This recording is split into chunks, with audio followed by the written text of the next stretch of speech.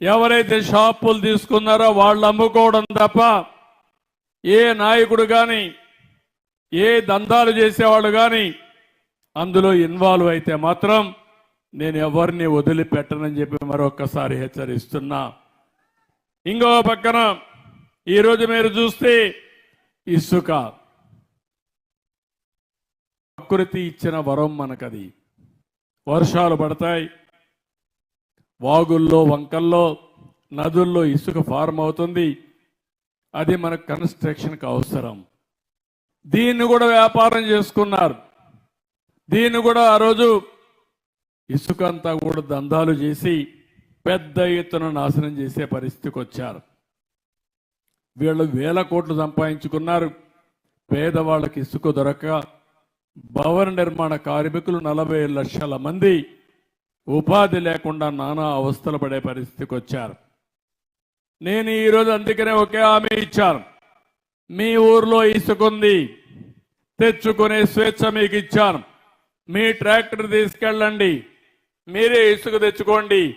ఎవరైనా అడ్డం వస్తే నా పేరు చెప్పండి, అవసరమైతే నిలదీయండి, తాట తీస్తామని చెప్పండి. ఇది ప్రభుత్వం ఇచ్చిన స్వేచ్ఛ మీకు. ఇది ఎవడైనా అడ్డం వస్తే మాత్రం ఏం భయపడక్కర్లేదు. 2వ గేర్లో పోతా ఉంటే 4వ గేర్లో మార్చి స్పీడ్ పెంచండి, ఏం కాదు. నేను ఈ పేదవాళ్ల ప్రభుత్వం ఇది. ప్రకృతి పరంగా ఇచ్చిన ఇసుక మీ హక్కు తప్ప ఈ పెత్తందారులకు హక్కు లేదని చెప్పి మరొక్కసారి మీ అందరికి విజ్ఞప్తి చేస్తున్నా. అందుకే మీరు ఫ్రీగా ముందుకు వెళ్ళండి. ఎక్కడైనా ఇసుక దొరక్కపోతే ప్రభుత్వం అక్కడ మనుషులు పెట్టి ఇసుక తీయిస్తారు. కానీ అది కూడా మీరు ట్రాక్టర్ తీసుకపోయినా దాంట్లో ఇస్తారు, లారీ తీసుకపోతే ఇస్తారు. అది కూడా తక్కువ ధరతో చేయడానికి నేను ప్రయత్నం చేస్తున్నా. మీకంటే అది తక్కువ, మీరే చేసుకుంటే తక్కువ ధరకు వస్తే మీరే చేసుకోండి. ఎవ్వడు అడ్డుపడడు. ఎక్కడ దొరికితే ఇసుక అక్కడ తెచ్చుకునే స్వేచ్ఛ మీకు ఇచ్చానని చెప్పి కూడా నేను మీకు తెలియజేస్తున్నా. ఇంకో పక్కన ఈరోజు మీరు ఒకసారి చూస్తే ఎక్కడ చూసినా గంజాయి పంట బాధేస్తుంది. డ్రగ్స్, పిల్లలు ఏమైపోతారో నా ఆందోళన కలుగుతుంది. ఎప్పుడైతే డ్రగ్స్ తీసుకున్న వ్యక్తి, గంజాయి తీసుకున్న వ్యక్తికి భార్య తల్లికి వ్యత్యాసం తెలియదు. దుర్మార్గులు వస్తారు. అలాంటిది రాష్ట్రంలో గంజాయి రాజధానిగా విశాఖపట్నాన్ని చేసి ఎక్కడ చూసినా పంట పండించే పరిస్థితికి వచ్చారు. 5 ఏళ్లుగా ఒక్కసారి కూడా యాక్షన్ తీసుకోలేదు. పోరాడితే కేసులు పెట్టారు. ఈరోజు నేను చెప్తున్నా, ఎవడైనా సరే గంజాయి గాని ఎక్కడన్నా పండించినా గంజాయి తెచ్చి అమ్మినా అదే మీకు చివరి రోజున మరొకసారి హెచ్చరిస్తున్నా. డ్రోన్స్ పెట్టాను. ఎక్కడికక్కడ డ్రోన్లన్నీ చూస్తున్నాయి. దానికి కూడా పేరు డేగా అని పెట్టా, ఈగలని పేరు పెట్టా.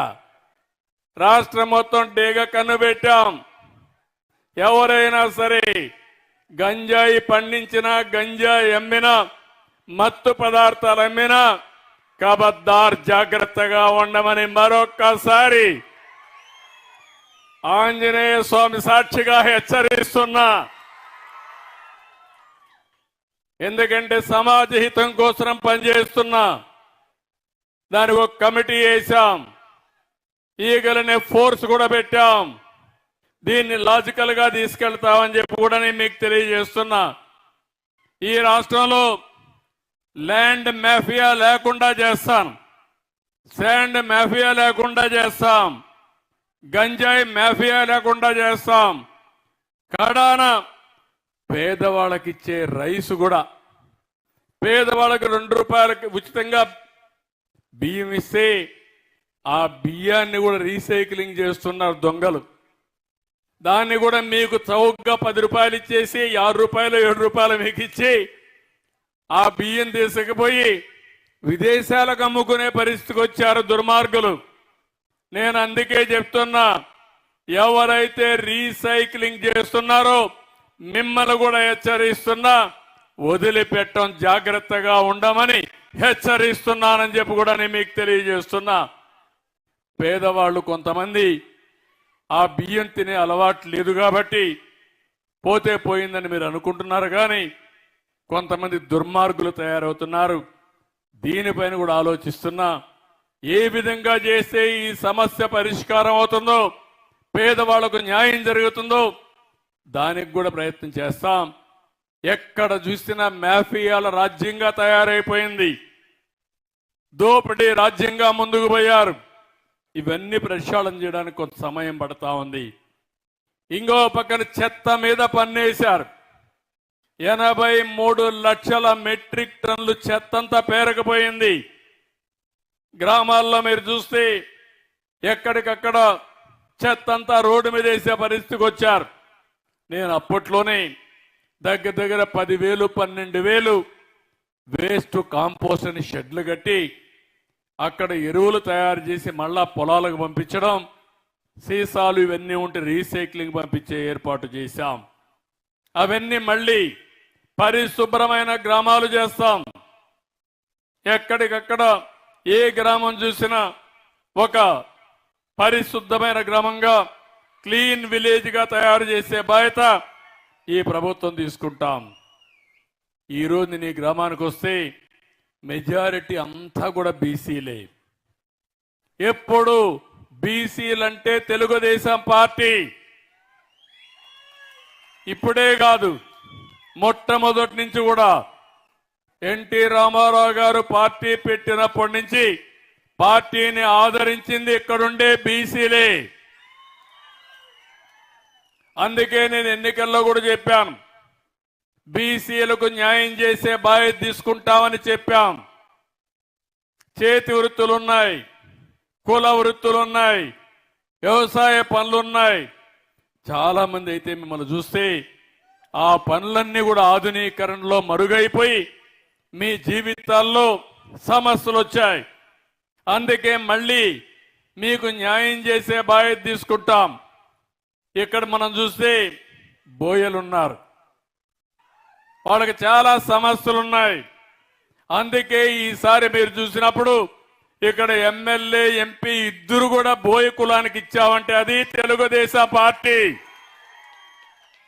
లక్ష్మణారాయణ గారు ఒక పక్కన, కాలువ శ్రీనివాసులు గారు ఇంకొక పక్కన అనంతపూర్ గాని కర్నూలు గాని ఏదైతే కురబ కులస్తులకు ఇచ్చాం, ఎమ్మెల్యేగా మంత్రిగా జిల్లాలో కురబకి ఇచ్చామంటే అది తెలుగుదేశం పార్టీ. పేదల పట్ల బీసీల పట్ల ఉండే సానుకూలత అని చెప్పి కూడా నేను మీకు తెలియజేస్తున్నా. ప్రతి ఒక్క కులాన్ని పైకి తీసుకురావడానికి ఆలోచిస్తున్నాను. గీత కార్మికులు వాళ్ళంతా కూడా ఒకప్పుడు కళ్ళు గీసేవాళ్ళు, చిన్న చిన్న సారా అంగుళ్ళు పెట్టుకునేవాళ్ళు. ఇప్పుడు మొత్తం పోయినాయి. అందుకే రాష్ట్రంలో 10% మద్యం షాపులన్నీ గీత కార్మికులకే కేటాయిస్తున్నాను. అర్చకులు ఉన్నారు, చాలా ఇబ్బందుల్లో ఉన్నారు. అందుకే అర్చకులందరికీ 10,000 రూపాయల నుంచి 15,000 రూపాయలు జీతాలు పెంచాం. దేవాలయాల్లో నాయి బ్రాహ్మణులు పనిచేస్తారు, వాళ్ళకు 15,000 వచ్చేది, అది 25,000 రూపాయలు చేశాను. ధూప దీప నైవేద్యం కింద ఆలయాలకు ఆర్థిక సహాయం 5,000 నుంచి 10,000 రూపాయలకు చేశాం. చేనేత కార్మికులకు జీఎస్టీ ఎత్తివేశాం. ఇల్లు కట్టుకుంటే 50,000 అదనంగా ఇచ్చే పరిస్థితి తీసుకొచ్చాం. ఇప్పుడే నేను వస్తా ఉంటే తమ్ముళ్ళందరూ కనపడ్డారు. ఏం తమ్ముళ్ళు ఫోన్లు ఎన్ని ఉన్నాయని అడిగా. మనిషికి ఒక ఫోన్ ఉంది. ఇంట్లో అందరికీ మనిషికి ఒకటి ఉందా, లేకుంటే నీ ఇంట్లో నీకే ఉందంటే కాదు మా ఇంట్లో అందరికీ ఉందని